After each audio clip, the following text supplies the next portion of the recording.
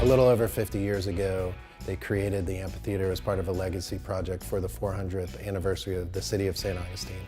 And they put together this really cool, unique dugout coquina pit amphitheater here, and they decided to house the state play, Crossing the Sword. Between 15, 20 years ago, there was an idea to kind of revamp the amphitheater and to really give it a real fresh new look.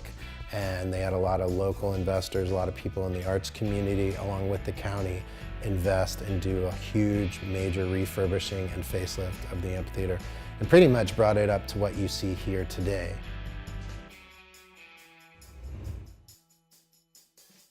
Looking at a rebrand I think it's perfect timing, because we've spent the last decade really kind of building this amazing thing in our corner of the world and kind of putting it out there. And while we've been doing a great job in getting people to know the name of who we are and what we are, I don't think there's anything that clearly defines us as far as a visual image or a brand.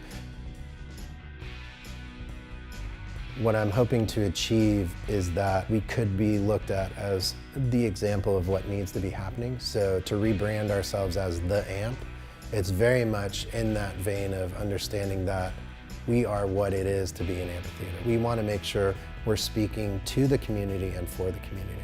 And there's so many times that facilities can be run by doing X number of events, and not anyone can afford for their family to go see numerous concerts a year. So in that way, we've set it up between the farmers markets, the Sing Out Loud Festival, the front porch shows, the backyard shows. We've given a ton of options throughout the year for people to come and enjoy an amphitheater and let them really feel that it's their amphitheater.